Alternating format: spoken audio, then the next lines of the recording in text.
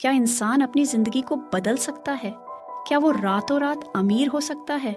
آج ہم آپ کو ایک دلچسپ کہانی سنانے جا رہے ہیں، باغ صبر۔ یہ کہانی بتائے گی کہ محنت، صبر اور محبت سے زندگی کیسے پھولوں کا باغ بن سکتی ہے۔ چلو اس کہانی کے سفر پر چلتے ہیں۔ ایک چھوٹا سا گاؤں تھا جہاں صبح کی دھوپ کچے گھروں پر پڑتی تھی اور ہوا میں پھولوں کی خوشبو گھومتی تھی۔ اس گاؤں کے ایک کونے میں ایک باغ تھا، ایسا باغ جس کی مہک دور دور تک لوگوں کو اپنی اور کھینچتی تھی۔ اس باغ کا مالک تھا عبد الکریم، جسے سب پیار سے کریم بابا کہتے تھے۔ کریم بابا بوڑھا ضرور تھا، لیکن اس کی آنکھوں میں چمک اور ہاتھوں میں جادو تھا۔ اس کے باغ میں ہر رنگ کے پھول کھلتے تھے، لال گلاب، پیلی چمیلی، سفید موتیاں، اور پھلدار پیڑوں سے لدے پھل گاؤں والوں کے منہ میں پانی لے آتے تھے۔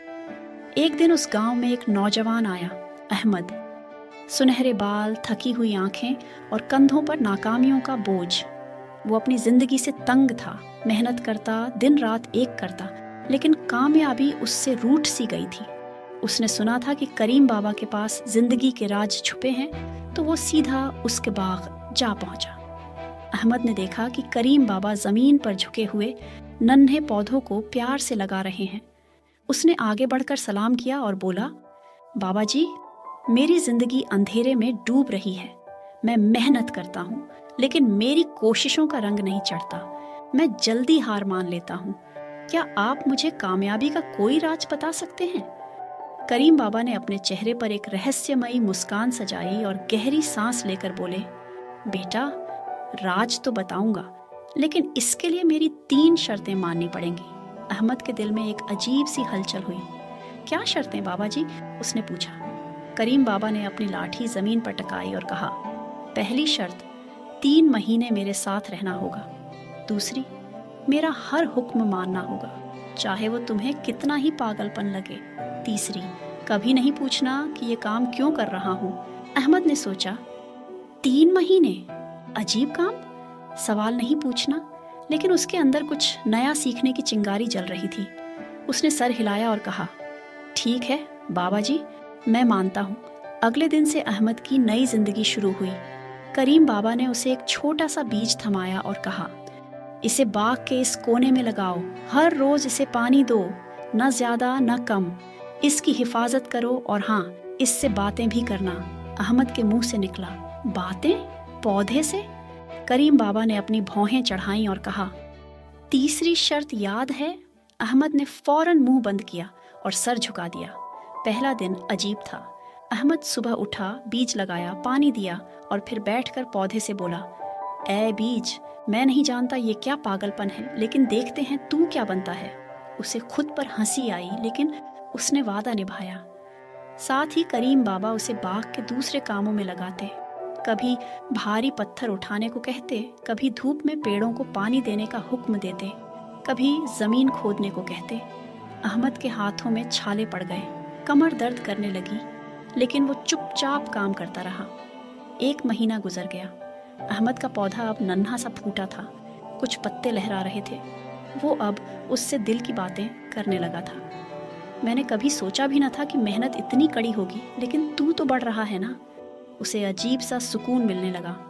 2 مہینے گزرے، پودا اب جھاڑی بن گیا تھا اور اس میں چھوٹے چھوٹے پھول کھلنے لگے تھے۔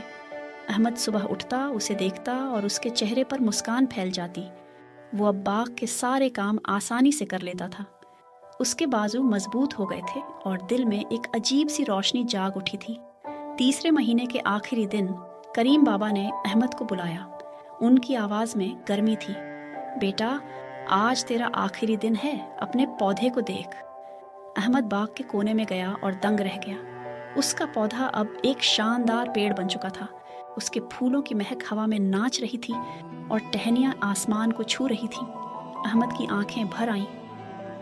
بابا جی، یہ کیسے ممکن ہوا؟ اس نے پوچھا۔ کریم بابا نے اس کے سر پر ہاتھ رکھا اور بولے، بیٹا، یاد رکھنا، کوئی بھی چیز راتوں رات نہیں بنتی۔ جیسے اس پیڑ کو 3 مہینے لگے، ویسے ہی تیرے سپنوں کو بھی وقت چاہیے۔ بس صبر سے کام لینا، محنت جاری رکھنا اور محبت بانٹنا۔ اگلے دن احمد اپنے گاؤں لوٹ گیا، لیکن اب وہ پہلے والا احمد نہ تھا۔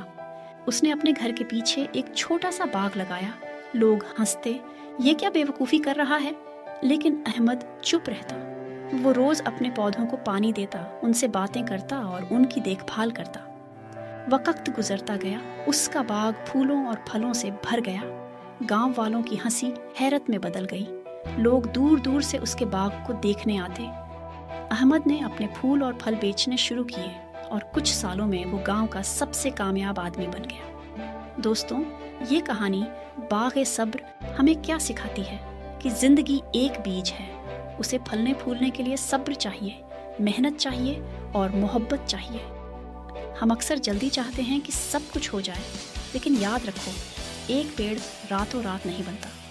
تو آج سے اپنے دل میں ایک بیج لگاؤ، اسے صبر سے سینچو، محنت سے پالو اور محبت سے بڑھاؤ، اور پھر دیکھو تمہارا باغ کتنا خوبصورت بنتا ہے، کیونکہ زندگی اسی کا نام ہے، ہر روز سیکھنا، ہر روز بڑھنا اور ہر روز محبت بانٹنا۔